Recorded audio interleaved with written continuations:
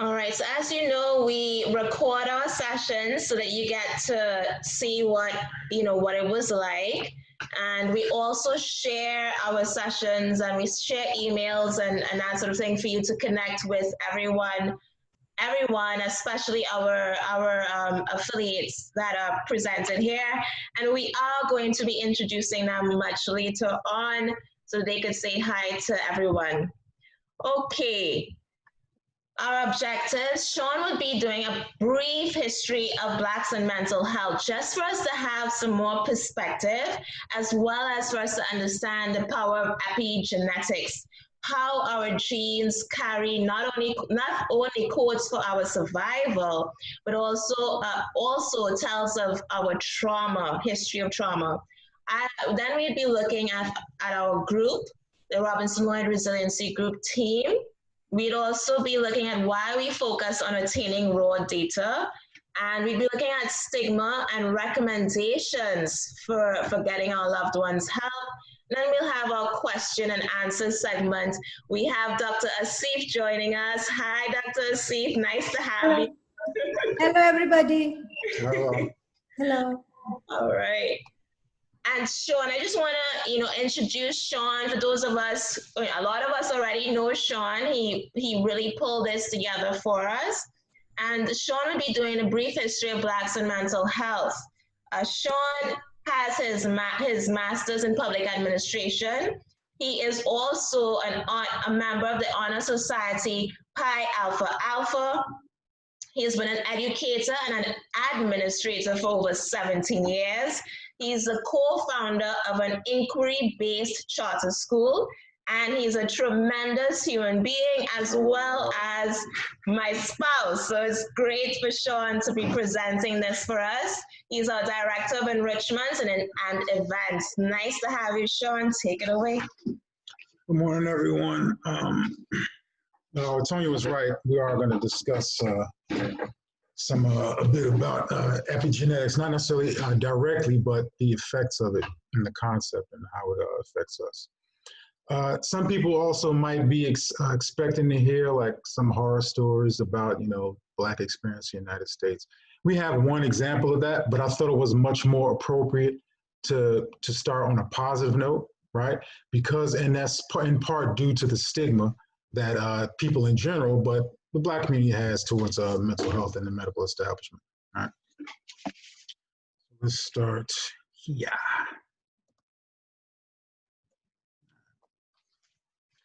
We're going to give some historical context. We'll start with African Origin of Biological Psychiatry by Richard King, Dr. Richard King.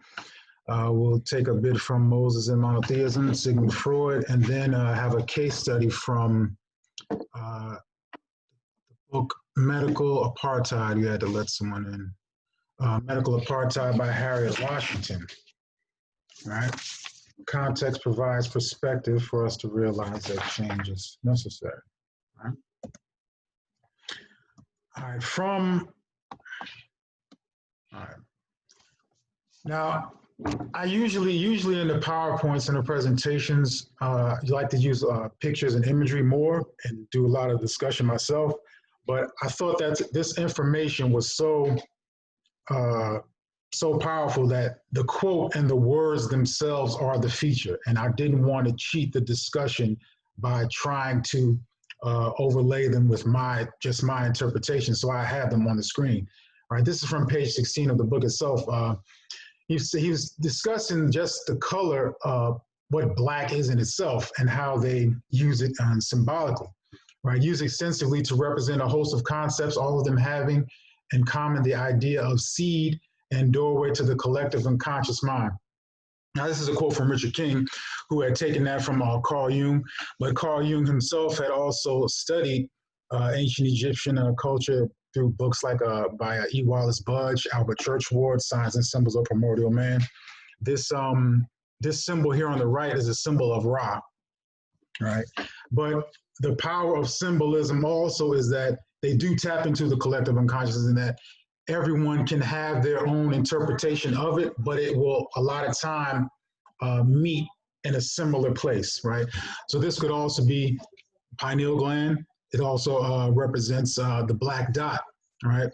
And the black dot, some people would say the seat of the soul. And in terms of the word psychiatry itself, you separate that into the two Greek roots of psyche and latreia, right? Psyche meaning the soul of the mind, and latreia is healing, service, and worship of God. So their mystery school system combined educational and spiritual components, and along with the metaphysics, right? And the biological psychology or psychiatry, this is the way that they interacted with the mind and tried to refine their souls and the personalities and the society itself. All right. It also represents the synthesis of the male principles, the logical left brain, and the female principles, the emotional right brain. Black structures are used with the same symbolic meaning of hidden doorway to the collective unconscious. For instance, we have the black stone of the Kaaba in Mecca. And even if you take the words Kaaba, you separate them into Ka and Ba in ancient Egypt, Kemet, Tamaray, Taseti, whatever you want to call it. The Ka would be representative of the spirit, and the Ba is the soul itself. And the 7 circuits are also symbolic of different circuits and levels of consciousness as well, and many different things. You also have the black stone of Pessinus that was taken from Carthage to Rome. This stone here on the right is the stone from the temple of Aphrodite in Cyprus, right? All right, and then a lot of those, that was just kind of a setup to lead into some of the end goals of their educational system, right? And they have 10 virtues and different negative confessions, et cetera, but we just wanted to focus on the first 2, right? And the first one being control of thought, and the second, control of action. All right. Now, this quote from the book, it'll speak for itself. Does the feeling make logical sense? You have to ask questions of both sides. You have to know your own blind spots and your tendencies to distort reality. And we all have these tendencies because we all see through our own lens, right, and our own perception. All right. So, and this is also analogous to the left and the right brain, the hemispheres, logic and abstract thought. Virtues 1 and 2 combined are defined as justice, right? Reality must make sense logically, and it also must also feel right emotionally. All right, let's go to now a couple quotes from the book, pardon me, Moses and Monotheism by Sigmund Freud. Now, this book, a lot of historians have issue with some of his conclusions, and I personally would agree that I don't agree with everything, but I think the importance of the book is the philosophical considerations and the way that he applies the technique of psychoanalysis, which he's the father of modern psychoanalysis. Right, the way he uses them to examine the phenomenon of religion and basically the collective unconscious and how societies move psychologically. Right. So I know this quote is a little verbose, but we're going to try to dig into it and clean it up a little. There are a number of similar processes of mental life known to us. Some of them pathological, others are normal. Now he's saying that. During psychoanalysis, we find that some of the thought patterns that people have are split into 2 categories, pathological and normal, right? But then he also continues to say, this matters little, however, for the limits between the 2 are not strictly defined and the mechanisms are to a certain extent the same. So it's sort of a subjective type of judgment to determine whether a person's actions are pathological and are normal. Now, that's not to say that some are obviously obsessive or compulsive, that we get that, right? But he's saying in a general sense, it can be very subjective, right? It is much more important though, right? Where the changes in question in terms of these behaviors take place in the ego, or whether they confront it as alien. So now the ego, if we want to get metaphysical about that, it's the gut feeling, right? And the solar plexus, where the pancreas and the spleen meet, that part of the endocrine system that generates that type of consciousness or that energy. That when the ego is guiding the consciousness, that's more voluntary, and at times external influence and situations may create different pathologies, or just some people would consider normal to them, different patterns of behavior, right? And we have to know this and respect this, because we are talking about race and mental health, and the peculiar type of situation, the precarious situation that people of color find themselves in society, right?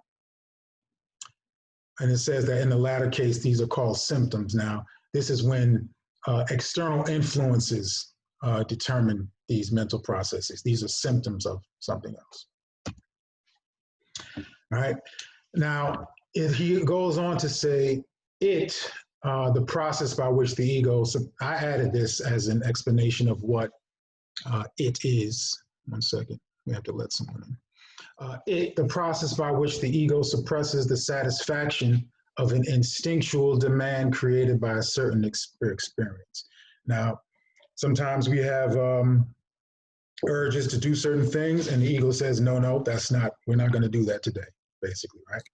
So, but sometimes these urges renew their claim, and since the way to satisfaction is barred by what we may call the scar tissue of repression, it gains at some weak point new access to a so-called substitutive satisfaction, which now appears as a symptom, right?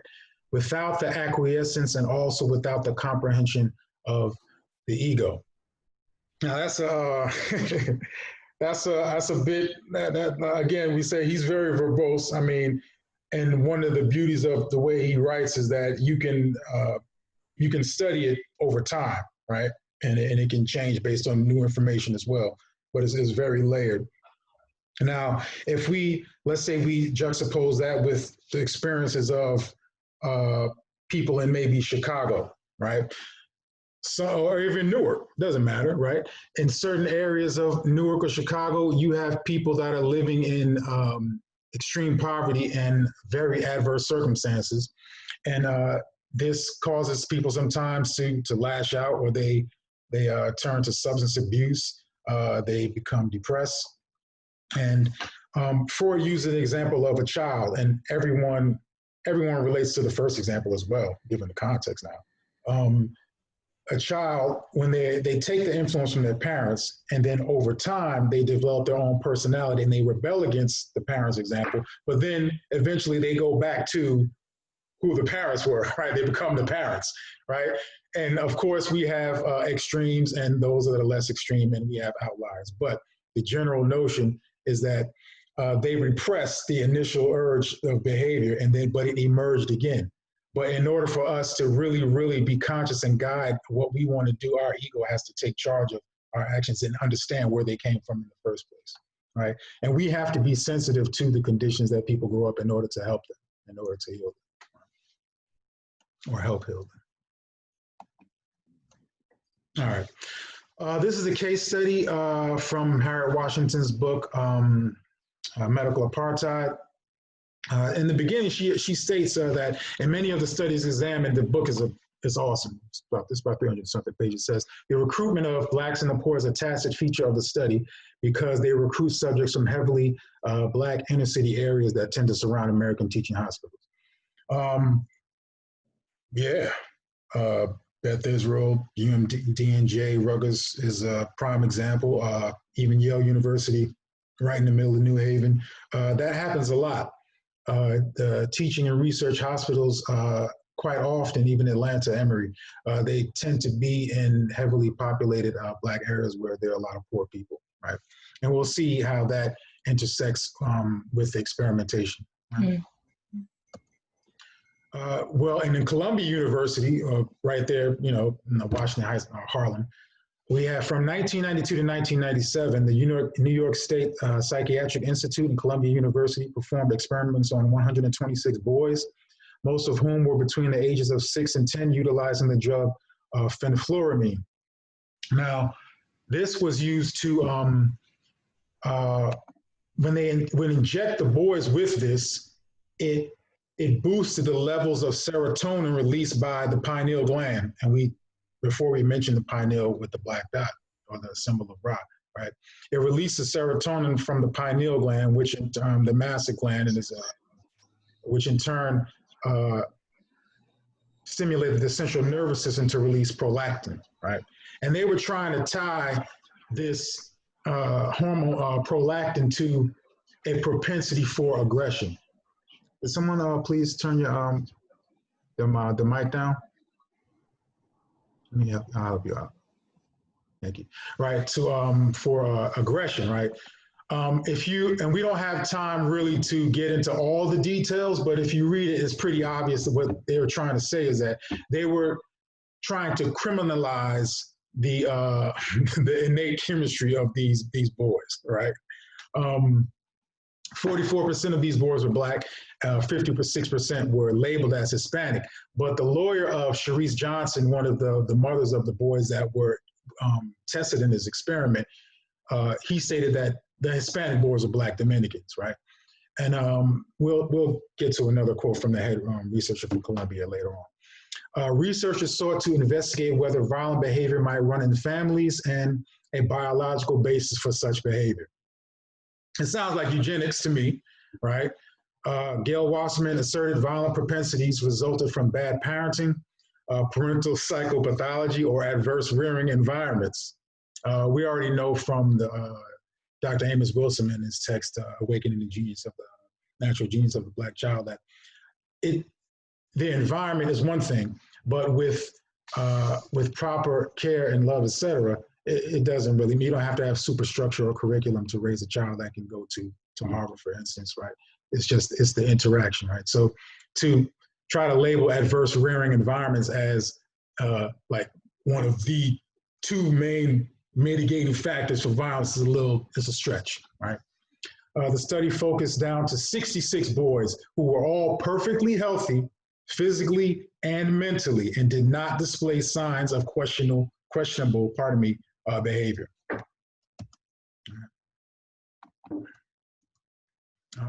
University psychiatrists had diagnosed these boys with such psychiatric ailments as conduct disorder, oppositional defiant disorder. And those of us that have worked in schools, we are very, very familiar with these terms, right? Such a diagnosis, whether described actual, yes, someone said yes. All right, so, such a diagnosis, whether it describes an actual mental illness or not, can consign a child to a limbo between the law and psychiatric medicine, making him vulnerable to stigmatization or both. Yes, those of us that are educators or just therapists, or those of us that work with children in schools, we see this. It's much too common. It's a shame. And also, what we also know is that a little love, okay, will go an extra long way. It will really help cure a lot of these labels, right? But then when you send them to hospital, and then they start giving them Ritalin and things like this, and they turn into zombies, it's a tragedy, put it that way. Leonard Glantz, one of the legal observers on the case as well, he also said the only diagnosis they had was the one given by the experimenters themselves, right? Most American boys are white, so excluding white boys is a very serious scientific misstep, right? So any conclusions drawn from this study would basically make an implication about the behavior of Black boys, period.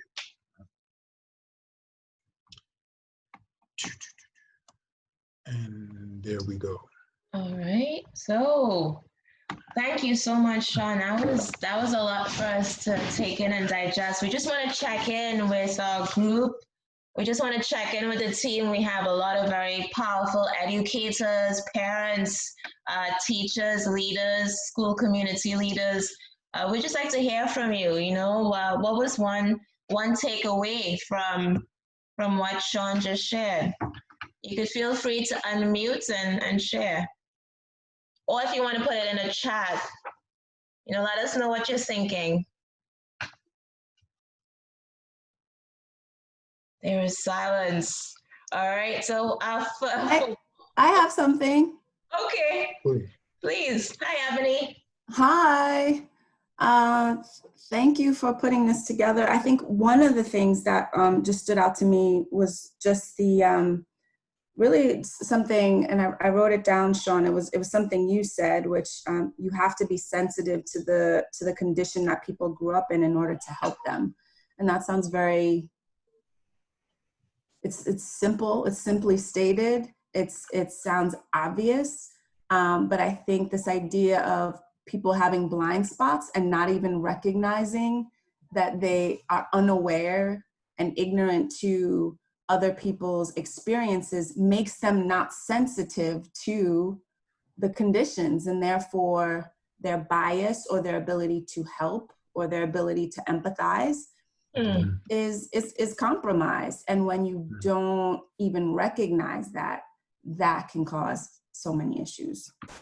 Wow, yeah, I really appreciate you putting those two concepts together.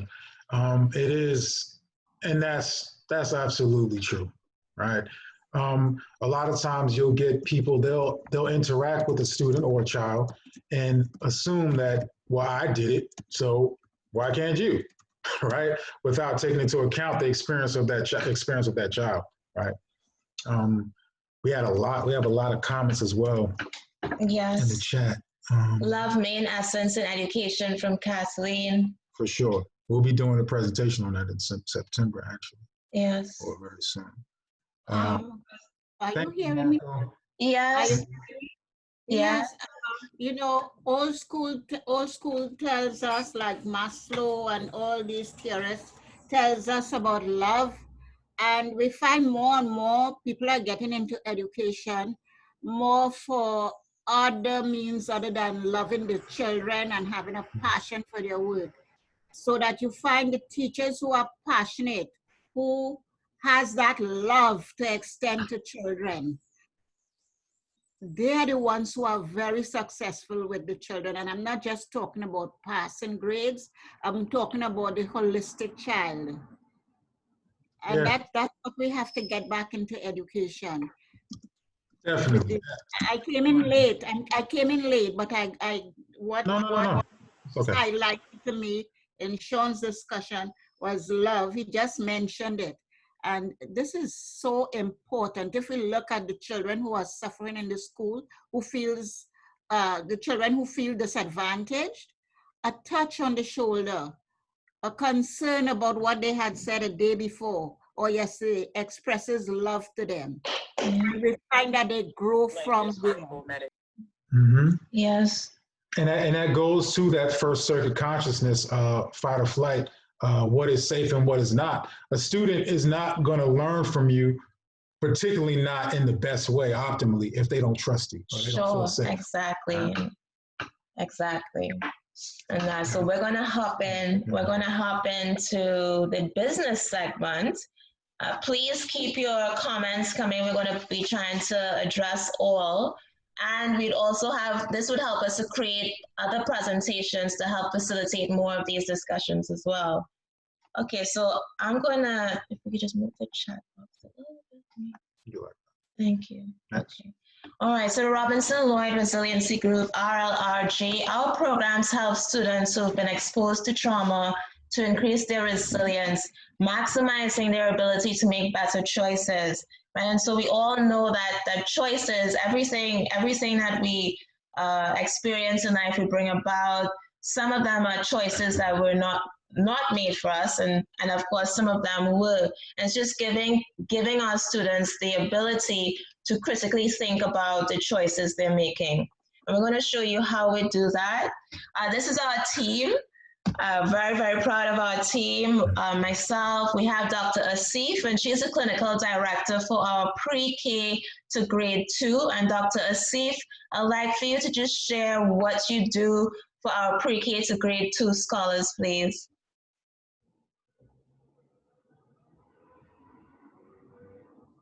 We just have to unmute. I'm trying to. You might have to. I'm sorry about that. Okay.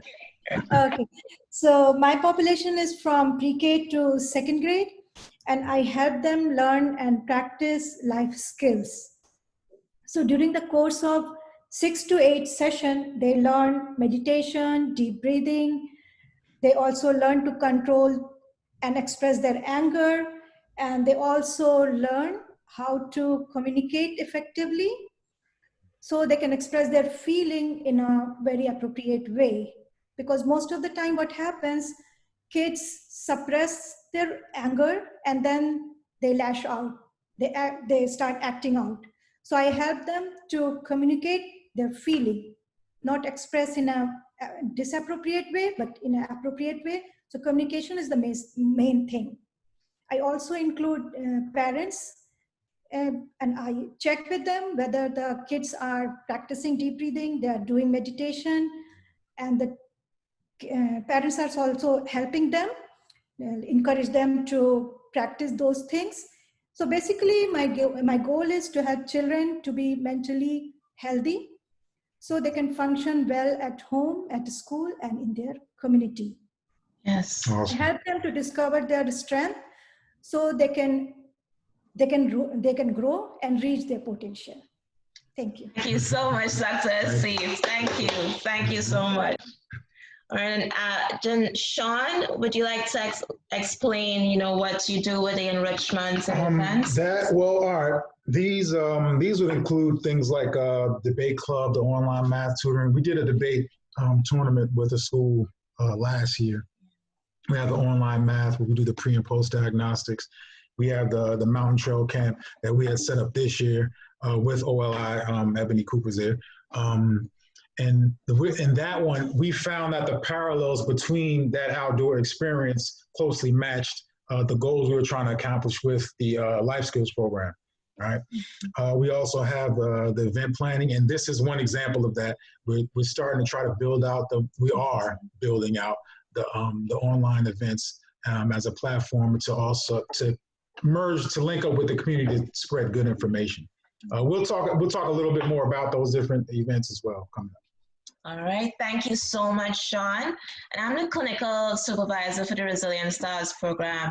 And I always like to start by, giving thanks to Sean for speaking to the executive director at our first school.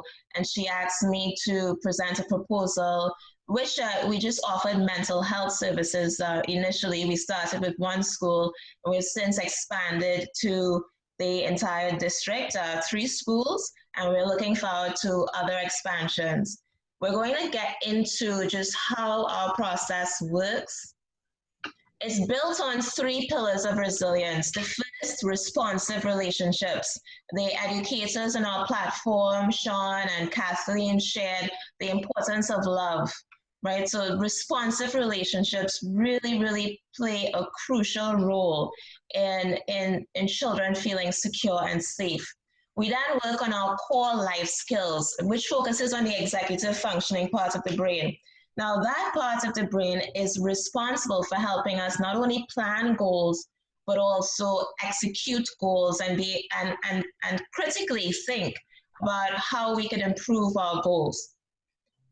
We need to also reduce sources of stress for our community. So that's why our events piece and community building piece is crucial because we offer advocacy. Many times we get on calls advocating for children with their parents so that their parents could understand various mental health diagnoses. For example, we had a scholar who was diagnosed with bipolar disorder, and the parents did not understand the importance of medication and the role that it could play in helping the scholar resume a quality of life. And Mr. Lloyd, known as Mr. Lloyd Sean, took me, I think, around 8 p.m. at night to their family's home, and we had psychoeducation. Couple times, yes. And the child is now doing well. She's adjusted in school, and it was a real success story for us. One of many success stories for us with regards to our community advocacy and family support. Now, the series that we built our model on has to do with ACEs, the adverse childhood experiences. Basically, what that research has shown, and we will be sharing documentation from Harvard University Child Development Center, that clearly maps ACEs, the number of adverse childhood experiences, anywhere from witnessing a shooting, seeing people using drugs every day when you have to walk to school, bullying, physical, emotional abuse, neglect, child giver mental illness, substance abuse, and other types of abuse within the home. All of those represents ACEs. And apparently, the more ACEs that we've been exposed to as children, the more likely we will have issues such as academic underachievement, as well as other health-related and mental health-related challenges like diabetes, high blood pressure, etc.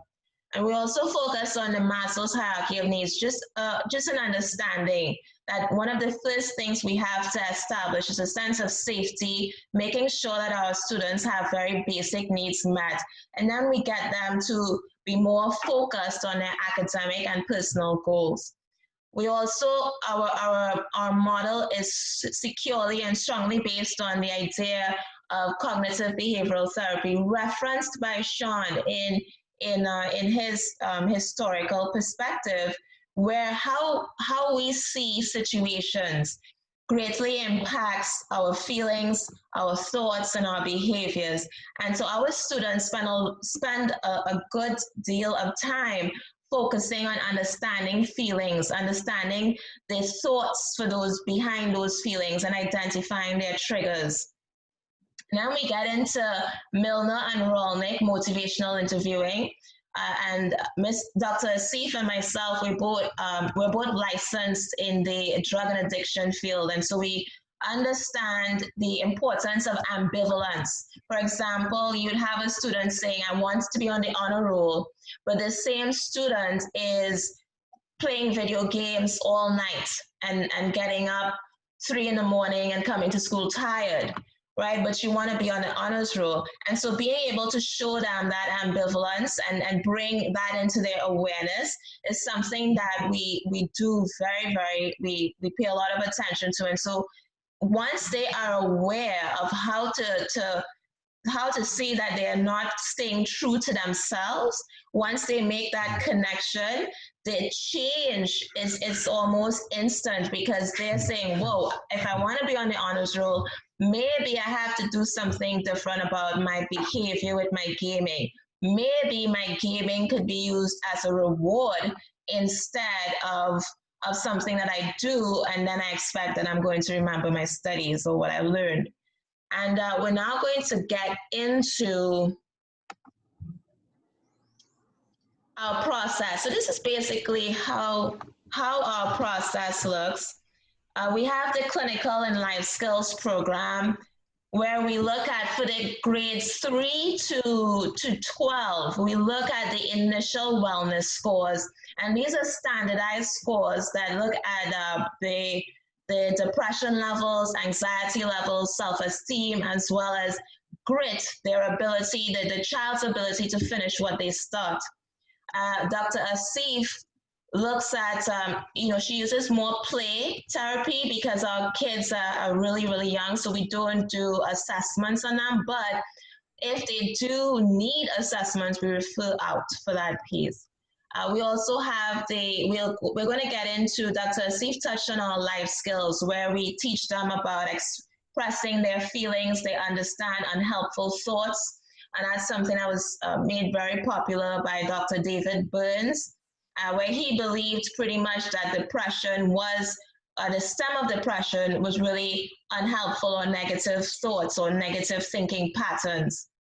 And then the enrichment programs, we realized that our community needed a lot of support with the math, particularly the math scores. We also had an offer from an educator, my mom, to provide the ELA. She's a literacy expert, and an author of A Voice for the Children in the Back Row. Very powerful piece, and she saw that we should include ELA support, and so we're looking into that as well. The mounting, the events, the backpacking. Sean, you want to tell us a little bit more about your plans for that piece? Oh, well, all right. Well, I think we briefly mentioned it. Well, we're going to have a condensed, try to make a condensed curriculum of the life skills over the 4 days, because I didn't mention it technically, but we found that the outdoor experience does parallel the life skills, the goals of the life skills program, the outcomes of the outdoor experience and the goals themselves of the life skills program. But so we wanted to also mirror that with a condensed 4-day curriculum to try to give it a little exponential push in terms of result itself. So that's what we're looking for. We do have that curriculum is copyrighted, so it's really not, that much of a stretch to make it happen. It's there. All right, and we're gonna get into why we have some questions. I'm gonna just pause a little bit. I think we're doing good for time. Yes, absolutely. Our focus and determination shouldn't wait. Okay, we're just gonna pause for a little bit, just to get some feedback. Dr. Asif, did I leave anything out or? No, I think you covered pretty much all areas. Yeah. Okay, thank you. Okay, guys, so, why is our focus so important? Basically, our research showed us that the Black community has over 20% are more likely to experience serious mental health problems. As you know, the statistics for America, we have 1 in 5 people, and that 1 in 5 may just represent those who have gotten treatment, right? Approximately 60% do not receive treatment. Just to touch on Ebony Cooper's point of what if we're walking around and we aren't aware of our Johari windows, we aren't aware of how we're coming across and how the quality of our lives are being impacted. And I think that the crucial factor of any type of illness, whether it's physical health or mental health, how can we increase the quality of our lives and those that we love? Right, and so mental health has really started changing its culture from medicating and institutionalizing to how can I help my clients have a better quality of life.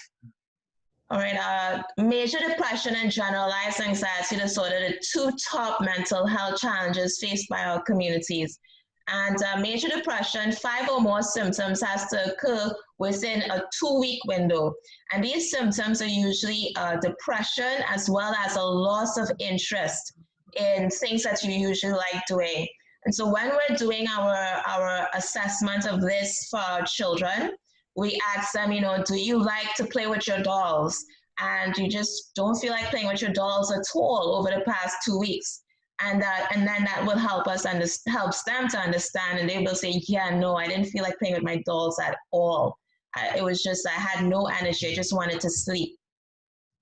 Generalized anxiety disorder, it's a lot of worry, but what the quality of life piece with the generalized anxiety disorder is that the worry really negatively impacts the person's ability to make decisions, to move efficiently, and not only impacts their personal performance, but also their performance at work in some cases.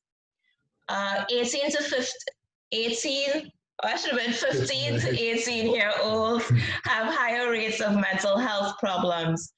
And as well, we have lower rates of service utility compared to the white population. And we're going to see how the RLRG group, how we are addressing some of these very specific issues. Okay, just to give you a real in-depth understanding of how our process works, we have a couple case studies that really stood out for us over the years. We are, of course, going to leave certain things out to protect our students. Okay, and so we have Maribel, and Maribel's mom explained that she had a substance use disorder. This is Maribel's mom, the caregiver, right? So I want you guys to please remember ACEs, adverse childhood experiences, as we go through this presentation. So we could see that the mom has a substance use history of heroin, and she's really trying to do something about it. Maribel also lost her brother due to street violence, and she had an estranged relationship with her dad. She managed to be on the honor roll, right? She had a high level of absenteeism when we met. She shared that her interpersonal relationships were very challenging. She also disclosed not eating meals regularly and was always concerned about her weight, as she experienced severe bullying in the past about being fat. In our final session, like this is the last session we had together, Maribel thanked me for the program and stated that it helped her to survive, right? She disclosed she wanted to share something with me. She said, I want to tell you this.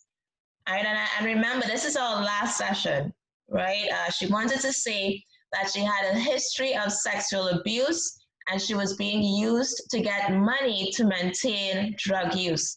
Now imagine that this is your last session with someone, with a child who you saw come from so far. She started coming to school regularly. She started participating in different groups, different social groups. She had a group of friends, right? So she really started to shine. And then she says to me, this was the missing piece. This was the missing piece, Miss Lloyd. Thank you for being there.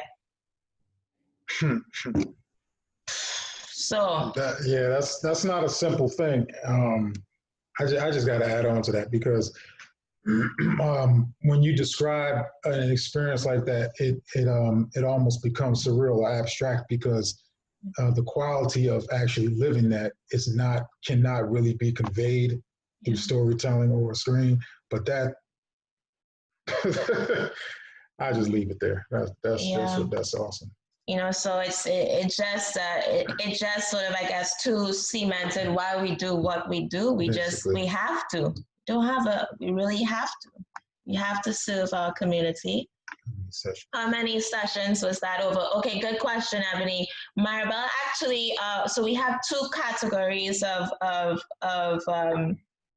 students. We have those who want to stay on the program for the entire term, and we have those who they learn the life skills, they learn the techniques really, really quickly, and they come in and they come out on schedule, and they just continue to really progress nicely. And so Maribel was on for the entire, she stayed on with us for, I think, about a year, the entire term. She stayed on, right? And in fact, I remember that I moved on, when I moved from the junior high and we expanded, we hired staff to cover the junior high. And when I went to do my sort of spot checks at the junior high, Maribel met me and she said, please, could you come back? And so I had to reflect on the fit for the junior high community. You know, they wanted someone that they could identify with as well. So that was, you know, us getting clinicians or getting people with mental health expertise who represent our community was also a big piece, a big learning for us. Culturally sensitive, that's right. Okay, so we're going to, I hope that answered your question, Ebony. Okay. Okay, so we're going to be going on, you know, this is where you guys, I like for you guys to tell us, you know, what were Maribel's ACEs? What do you think her ACEs were? Jeez. Remember, ACEs are adverse childhood experiences, right? So what are some of the adversities you think she experienced?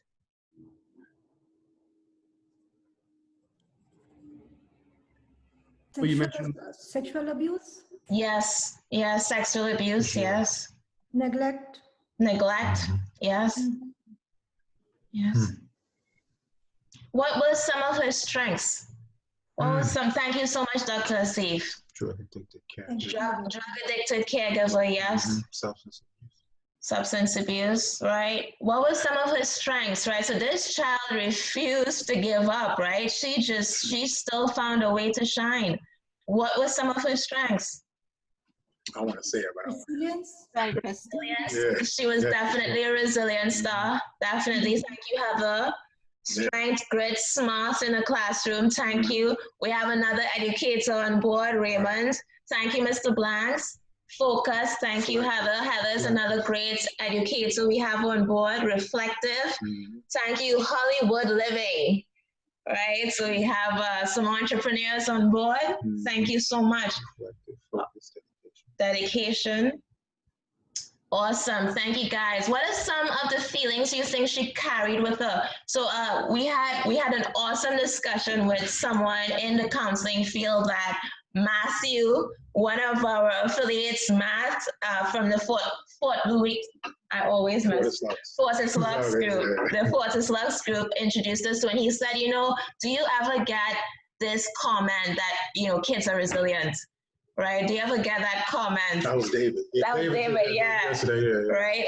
So I feel like, you know, we never got that comment, but there is a sort of feeling like, you know, kids will just move on. But the truth is, we carry all of our experiences with us right here. We carry it, right? Teachers say sometimes when there's a change in the school and there's a big schedule shift or something, they'll say, "Oh, they're kids. They're resilient. They'll be okay." Yeah. Because I just throw whatever you have, throw it at them, and they'll go play anyway. But yeah, it's not that simple all the time. It's not that. Yes. Oops. I think I stopped the chat. Were you guys sharing in the chat? Okay. So some of the feelings that she probably carried around was guilt. Right? Some of the feelings may have been guilt, shame, angst. Right? What did she say helped her to survive? Right? She said that the Resilient Stars program helped her to survive, and that meant a lot for us. We were just wondering why do you think that is? Why do you think the program helped her to survive? She had communication. She had someone to communicate with. She could tell all to the stranger, which is the counselor. Yeah, right? That's cathartic. Heather says perspective, a shift in perspective. Definitely, perception is reality. I think something habitual where she could practice good habits. That was definitely critical. Like you guys, her staying with the program for over a year, that allowed her to get into a situation where it could be habitual. Yes, good, very good point. Yeah, thank you. That was Raymond? Yeah, it was Raymond. Okay. It doesn't sink in. This is Diamond. It doesn't sink in until we're conscious about it. Yeah, and that's what we were talking about with Freud and repression and the ego, making those decisions. Someone, Darlene says, she had someone to talk to. At the end, she thanked you for being there. Sometimes that's all someone needs. Yeah. It's true. Yeah. Heather says, again, communicating the possibilities regardless of current circumstance. Yeah. Keeping hope alive. Yeah. Good points, Heather. True. All right. So let's, we're trying to get through this for time. Let's see. We might be okay. Let's see. Okay, so let's see how the Resilient Stars program was applied to Maribel. Basically, we get wellness scores, right? That's the first thing that we do: grit, self-esteem, anxiety, and depression. And it helps to give us direction so we can know what to really pinpoint and what skills are essential to the child, what their needs are. Then we get into the life skills training to help her work on areas identified as the greatest need. And for Maribel, her depression was very high. Her self-esteem was normal, but her depression and anxiety was very high. And so those are the key things that we needed to work on. Core life skills, discussing feelings, dealing with difficult situations, assertive communication, meditation, and goal setting. And so she got accepted into the school of her choice.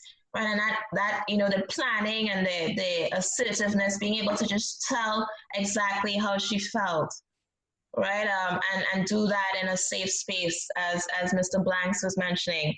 And then we did a wellness check again to see how our intervention, how our life skills coaching helped her. And we saw that her scores for depression, it became normal. She was managing it very well. She also managed anxiety a lot better. Her self-esteem got even higher, as well as her grit. She was always a child with a lot of grit, the ability to finish what she started. And we also got feedback from key stakeholders, other friends, her parents, her mom, saying that she's improving and she's seeing improvements with her behavior at home. Teachers started saying that she's coming to school a lot more regularly than she used to. And of course, the principal seeing that this child is, back on task is always really good feedback for all of her stakeholders as well. Okay. What do you think are the benefits of our services? I think that we just wanted to reiterate the importance of what we do and the sort of data that we have. Raw data. It's raw data because we don't randomly select schools. It's selective, and that's why our data would be raw. But it still shows us, the efficacy of our program or the effectiveness. Key benefits for our students: know and trust us. The finances or lack of insurance isn't a barrier for our students to. That's a big deal. Yeah. The stigma is disrupted as students and families learn that seeking help is okay. We represent those we serve, as Sean mentioned, culturally sensitive. Services occur after core subject areas. Right, so a lot of times people are wondering, I don't want this to be taking up, time for my teaching, but, the teachers actually send students for their 30 minutes, the students would go back. Full-time services for the school year. We have program flexibility. Some students learn, as to Ebony's point, some students learn the lessons quickly as 4 sessions, and others request to stay on. We also have parents requesting for their students to stay on. So family sessions sometimes too. We also, that's right. We also have family sessions as we mentioned too. All right, so Sean is going to lead us on the data. He's the one who does the goes through all the time with organizing data cleaning and representing it here. Yeah, well, this the grit scores are on a 0 to 5 point scale. So for the mathematicians, we can see that going from 3 and 800s to 3 and 2800s, it doesn't seem as a big jump. But the most important thing, as Tonya tells me all the time, she's been trained, is the first thing is to do no harm, right? So the grit didn't decrease, but it actually did increase. So this person went from average to a high level of grit. Right? Oh yeah, and this is an aggregate. This is an average for the whole group, right? So I don't think I've ever seen a score drop, but the average goes this way. So you might even have an extreme that increase 1 to 2 points sometimes. And this is a junior high school. And this is the junior high school. These are the depression scores. These are from a scale from 1 to 27. Now, a jump from 12 to 8, 4 out of 12 is 25%. That's a 25% decrease. That is statistically significant. That's ridiculous. It's pretty high. Anxiety dropped from 11, and these are all recent scores. We have data for over 2 years, but these are recent. It's 11 and 6/10 to 8 and 2/10. That's 3 points, 3 out of 11. That's about a 30% drop as well, or more, a little more. 1 second. Someone is in the chat. Let's get that real quick. Okay, I'm gonna answer that really quick right after this slide. Is that okay? Okay. Pardon me. I'm sorry. Colleen says, "Thanks, Sean and Tonya, for this very important. I'm one of the parents who is greatly helped by your program. I appreciate this." Oh, thank you, Colleen. Oh, thank you. We appreciate. We appreciate that so much. And thank you to Dr. Asif too for expertise with the kindergartners, K to 2. Yes, Dr. Asif. That is not easy. Not, right. Trust me. Thank you. Thank you. Jerry, I do thank you all for this presentation. As an educator and parent, it is vital. Collective consciousness, organically teach them. Yes, sir. Yeah, for sure. Yes. For sure. Definitely. Thank you, sir. Self-esteem, average scores went from, before it was 18 and 6/10, jumped to 28 and 8/10. And let's say 4 out of 18, 16, 25, that's about a 20% jump, right? Probably a little higher than that, which is, that's a significant jump. Okay. Why this foundational grades? Oh no, these scores are not, it's not like on a grade scale from 0 to 100. These are, these are standardized psychometric tests, right? So they have the grit scale is from 0 to 5, the depression scale is from 1 to 27. Okay, let's go back to the grit really quickly so I can give you, thanks for that, so we can do a little clarification, right? For grit, below 2 and 5/10 is low, 2.5 to 3 is average, and above 3 and 1/10 is high, right? So this group went from average to high level of grit, right? Depression score is average for the junior high. This is a 1 to 20 scale of 1 to 27. So it went from a 12, which is moderate depression, to 7 and 8/10, which went to mild depression, right? The anxiety scores, anxiety is from a scale of 0 to 21.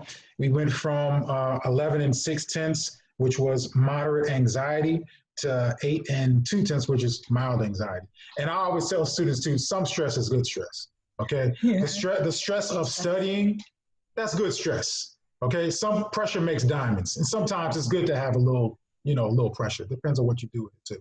And that's one of the things we try to teach, right?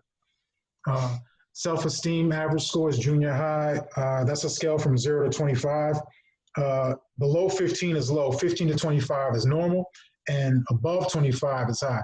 So we went from 18 and 6/10, pardon me, which is normal, all the way to 22 and 8/10. Now, we know mathematically that's a significant jump, but according to the scale, they went from normal to high self-esteem. Okay. Ooh, so I'm not sure if we have time for Amir. Okay, you're welcome. No problem, Jerry. All right, so I'm not sure if we have time for Amir because it's 11:01. So what we do is probably save it for next time. But basically, we have the same process. The elementary school, you can see. And some of those are more dramatic. Yeah.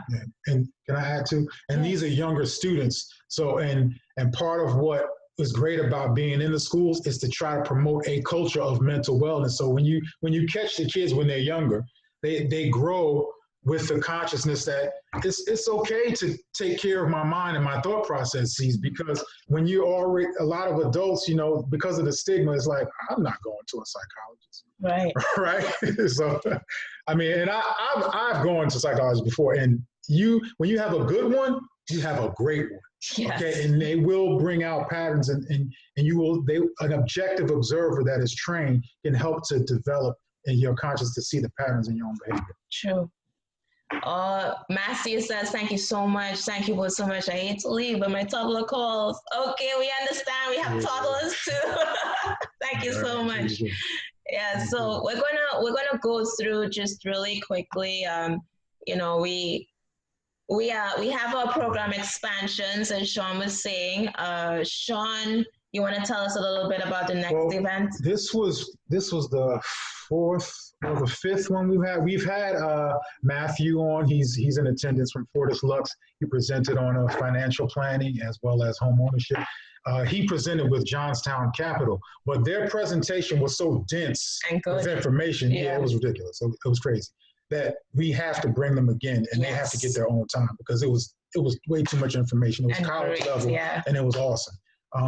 We're going to be, we had Salim Omar. He wrote the book, what's it, Starting a Small Business in New Jersey. Straight Talk, Small Business in New Jersey. That was the last time, and we're going to have other programs coming up. We'll be sending out emails and promoting on social media. And Tuesday, you know, we really would like you to hop on Tuesday at noon, Talk Saves Lives, an introduction to suicide prevention. We have Manolo, who really, he was really important in helping us get this whole thing started with building our community and getting this platform going. Manolo, you there? I am here, yes. All right, Manolo, you want to just tell us really quickly about your event on Tuesday at noon? Yes, very much so. So we're going to do a couple of things. We're going to give a presentation which talks about suicide awareness, suicide risk, and suicide prevention. And then, and I have two people from the American Foundation for Suicide Prevention that will be leading that. And one of them is going to interview me. My son died by suicide 4.5 years ago. So I'm going to share my story of how I dealt with that loss, how I overcame it, what I did. And so for anybody who's interested, it's a heavy topic, but welcome your attendance. Appreciate it. We appreciate and respect you, Manolo. Thank you so much. Thank you. All right. So now, you know, we're gonna close off into what would you do if you or someone you loved needed mental health help? What would you do? We have some ideas that we wanted to share that we've learned over the years. You know, as Sean said, seek a mental health professional early, right? We don't want to wait too long. You know, if you're noticing things, if your child, I wish we had the time to go over Amir, because our program helped him to stop. He used to have meltdowns for about 3 hours, and we got him to just have a meltdown for 3 minutes if he had to, right? And so it's really, and he was a third grader, right? Thank you. All right. We want to focus on adjusting diets, veggies and fruits, guys. You know, let's get away from the sugars and you know, the snacks for the kids. Me too. Right. Maintaining sleep patterns. We also want to make sure that they have a regular sleep pattern. Even in a pandemic, we want to make sure that they're going to bed at a decent time and they're getting up at a decent time, and that's their cycle. Creating safety at home. So they say that Mr. Blanks, who's an awesome educator, math teacher, what Mr. Blanks mentioned was predictability. Our program supports that predictability. And once we could also make things predictable at home, it increases their sense of safety. Right, sign up for our sessions, right? Learn our core coping skills, make mental health a daily conversation. A lot of our families said to us after working in our programs, you know, they just say, you know, just like they would ask, hey, how you doing? How you feeling? You doing okay? Right? Just having those conversations. And help us to get our programs into more schools. We are on an expansion drive. Right. So any, you know, we know that we do have group leaders, school leaders with us. You know, let us introduce us to your decision makers, and let's keep growing. Let's keep going. No, I'm saying we do this out of love. We do this out of love. Yes. Yes. Actually, the executive director wrote a really powerful recommendation for us, saying that our job is a job from the heart. You know, and that she really put it nicely. Okay, so we just we would like to leave the other few minutes for your feedback. You know, we've come to the end. We thank you so much for your presence. Marco says thank you so much. You're welcome, Marco. Thank you, Marco. We know Marco's from an awesome school as well. You guys are doing some great things. We checked out your website. Yes, Marco. Go ahead. Yeah, that was really entertaining. Oh, well, I mean, it was educational, sorry, and also entertaining because of the, you know, the kind of things, the kind of energy you bring into the whole thing. Yeah, I really enjoyed the presentations. I particularly loved the Dr. Assis way to deal with mental health. We do have, problems. Of course, we all have mental health, right? Like we have physical health. We have to take care of our body, the body and our brain, mentally and physically as well. So resorting into those, into meditation, into the outdoors. I'm a big proponent of the outdoors, and instead of prescribing some, I'm not against medications, but I prefer, we have to look for a holistic approach to deal with the mental health. Sometimes it's going to be a challenge when we go back in the fall, and because they've been locked down, most parents, most students. Yes. So in order to be able to go back to normal, if that is possible, so we have to allow that interaction, but also the meditation, breathing is. I'm really a big I was introduced some 25 years ago in San Diego, California. It makes a lot of difference. So I think looking into those avenues, it's a great thing. It doesn't cost much, but you have to be aware and look from within instead of looking for other things. Being able to the interaction. I think that's a great way. So I don't know if it's a. I was I was multitasking. Sorry, guys. I'm in Massachusetts and doing a whole bunch of things, but also there is a stigma, especially within the young African American at my school. What happens is they consider mental health problems as weaknesses, and I tell them that is not a weakness. Being able to talk about it, even the parents, it's not necessarily within the African American community at our school, but it's even within the Latinx community. There is that, I'm afraid to say it, but there's machismo, whatever, which is it could be cultural, it could be it could be learned, but it's I say, no, that is not the case. You gotta talk about it so that we know exactly how to deal with it. We do have differentiation in our curricula, and we use that so that we can accommodate if you need more time. We know that in these times, COVID-19 has exposed so many inequalities here in the US.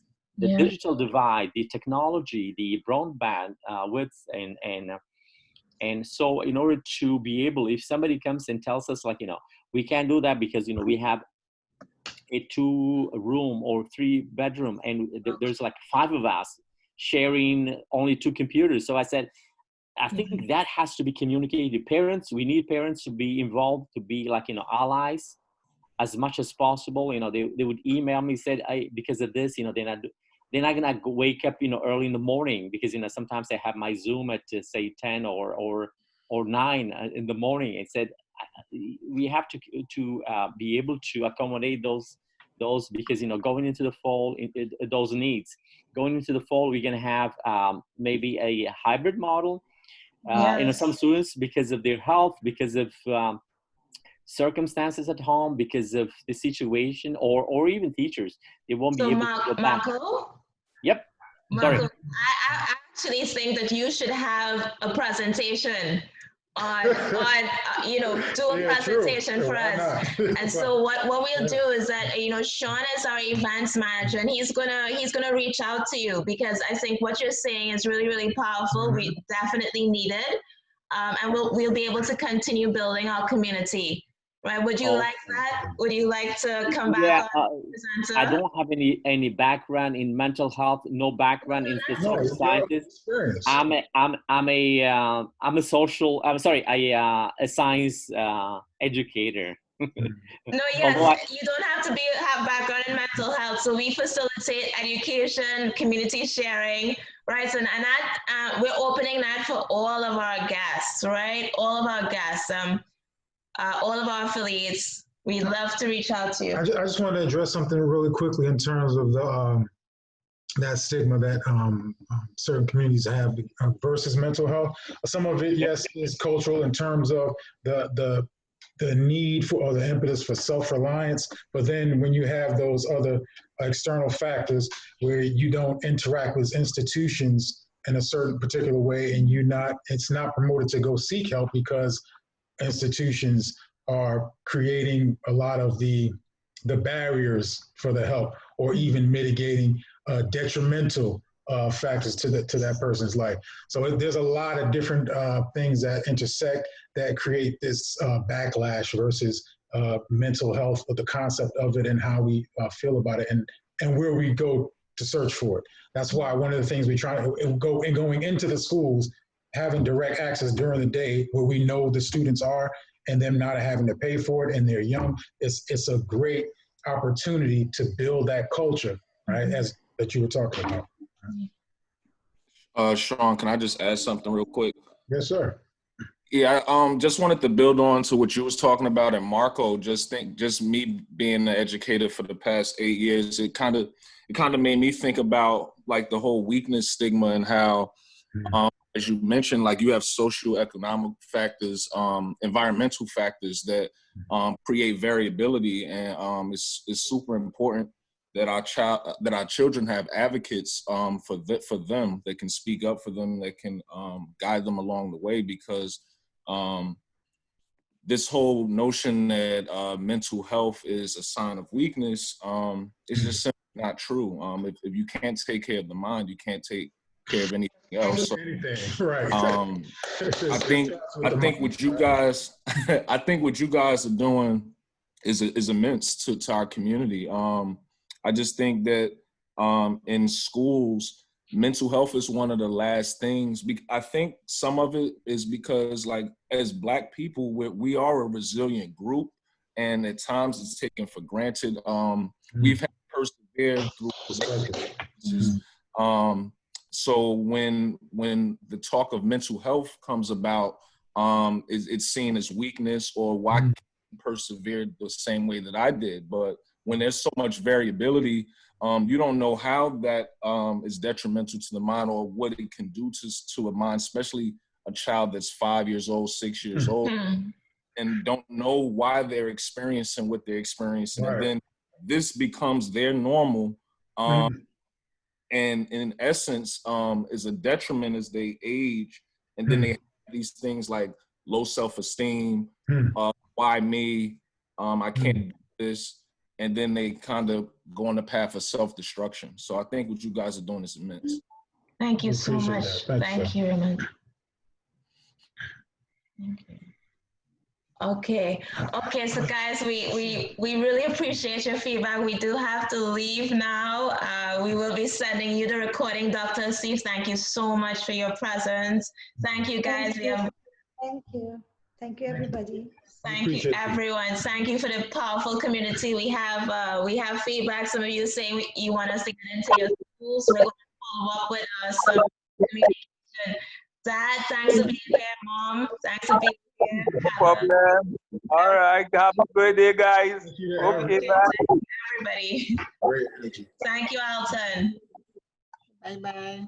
Bye. Thank you, Matthew. Okay. Okay.